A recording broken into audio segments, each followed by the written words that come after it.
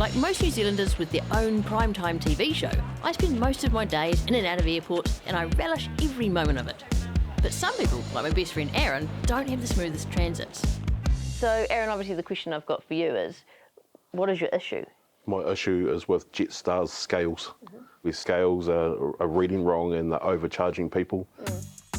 Aaron booked a Jetstar flight from Wellington to Auckland with a carry-on allowance of 7 kilos, which he confirmed at the check-in scale. The first weight was 5.44 kilos. To be extra safe, he re-weighed it in the boarding lounge. Thought, oh, I might chuck my bags on those scales and just recheck them, and it come up at 6.18. So well under 7. Well under 7, Yep. and then they were rechecking people's bags before we boarded, and it threw us over the 7 kilo margin. It was 7.5 kilos. I mean, that's a pretty big difference. Yeah, it's a massive difference. Yeah, that's a kilo. Yeah. For the extra kilo, Aaron was stung with a $65 fee. And I said, no, I'm not paying for this because I know my bag's under. And I said, I've got photographic evidence of all these scales that are reading different. And she said she'll go and get her supervisor. The supervisor turns up and hands me the FPOS machine. I started arguing with him and my wife intervened and just paid for it. I mean, Aaron being Aaron, I don't back down to anything if I know I'm right. Yeah, it's like Karen being Karen. I don't back down either. I say, where's your manager? What would you say if I told you that my best friend Lauren actually had the exact same thing happen a month or two ago? It wouldn't surprise me. 4 months after Aaron, Lauren found herself at the same airport, on the same airline, with the same scales. We arrived at the airport and I said, oh, let's quickly weigh on the Jetstar scale. The weight was just on 7 kilos. Got into the boarding lounge and again, I was like, well, just weigh one more time. From memory, it was the same weight, so we knew we were okay. And once again, staff arrived with the portable scales. I put my bag on the scale. It rolled off. So it rolled off what should have been a flat scale. Correct. Right. And it weighed 8.06 kilos. She said that I had to pay the $65 and I sort of said, well, no, that ain't happening. But Karen, we were so confident we were within the 7. You've weighed. Yeah. Twice. Yeah. While some crafty repacking helped Lauren get out of her fine, Aaron wasn't so lucky.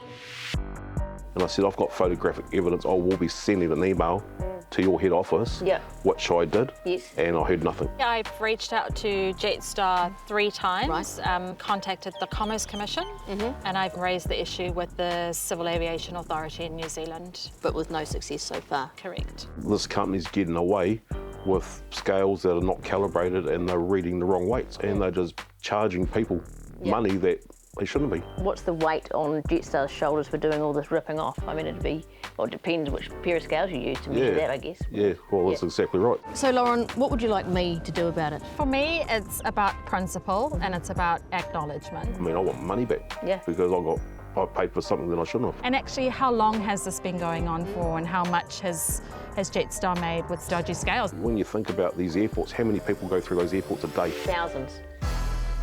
About 15,000 people pass through Wellington Airport each day, and often I'm one of them.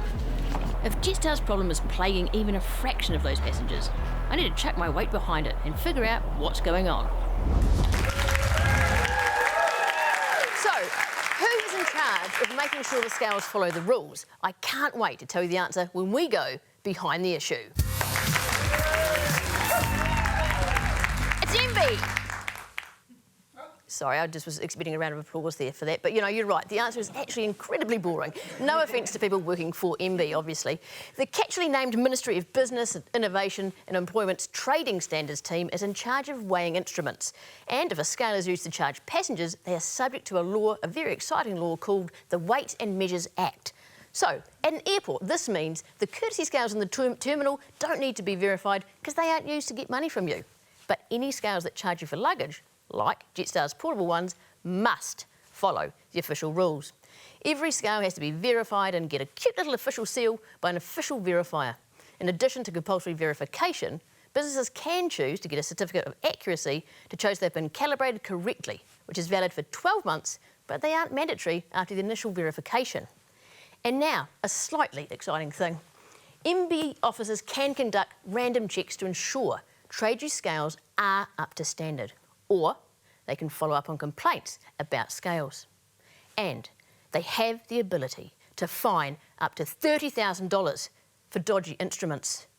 And one final rule, If a business has the reason to think their scales are no longer accurate, they should get them retested and re-verified immediately before using them again. Bom, bom, bom! I want to speak with someone who understands the airports and their scales. Who's in charge of all the airport scales? Is that you guys? It'll be a little bit of a mix. So most of the scales at airports I'd expect these days will be run and managed by the airlines themselves. Both times for Aaron and for Lauren, the bags that they had weighed in the terminal, which weighed under 7 kilos, all of a sudden weighed over 8. Yeah. What do you think they should do about that? We would expect a bit of variation between scales. Wear and tear, just age, different models, all of those kinds of things. But I probably wouldn't have expected much more than, say, a few hundred grams or a bit of a marginal difference. We can't conclude whether there's a particular bad culprit in scale here, but we can certainly follow up and do a little bit of testing. Maybe Billy can't conclude, but I want certainty. What do I need to take to Auckland? 7 kilos isn't much, but it's enough for all my travel essentials. Some light reading, something to pass the time, suitable footwear, and some baking essentials. Hi, Jettish. To test my hypothesis that Jetstar's boarding scales are wrong, I first need to check that my bag is the right weight. Definitely 7 kilos?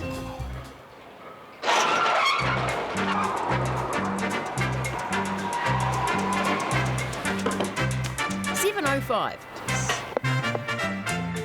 What's this all made of? $7.06. Thank you. Thanks. 7 exactly.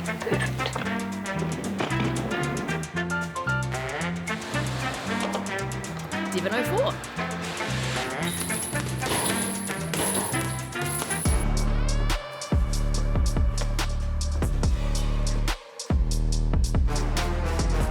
Okay, so Dean, obviously, could I use your scales to see how heavy my bag is?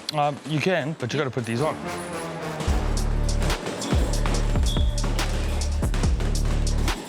And 7.05. So 5 different scales gave me pretty much the same result.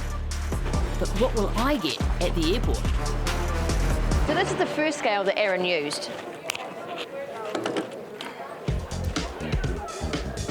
7.08, close enough. 7.1. 6.9, but it's minus 0.2 without a bag, so 7.1. It's very confusing, all this weighing. And with that, we bid adieu to our camera operator. I've just got to go and get my bag weighed, so wish me luck. Here's the boarding lounge scale Aaron and Lauren used. 7.08 again. If you've not had your carry-on baggages weight measured or That's what I'm doing right now. that is weight measured or How do I turn the camera around? How do I flip it? Hi! So Jetstar wheels out 2 of their portable scales and we get... It's a bit wobbly. Sorry, thank you. 7.05. That's a pass once I take out 5 grams. But while my scales were correct, I heard some commotion from passengers using the scale next to me. Our bags, we got them to 6.9 outside, and then when we came to the Jetstar, it was apparently 8 point something. Is that the same as your bag? Yeah. So 2 bags and 6 point something, all of a sudden 8.5. So Lauren, Aaron and Kev and Sarah all say Jetstar's portable scales are wrong, but they were well behaved for me. Sarah and Kev used a different set of scales to me, and it's possible Lauren and Aaron did too. Lauren asked to see the scales calibration records, but Jetstar wouldn't release them. And Aaron's heard nothing back from his complaint. So why would some scales be reading correctly and others incorrectly? This issue is beyond my weight class, so I need some help from the experts. Luckily for me, they're all inside this building.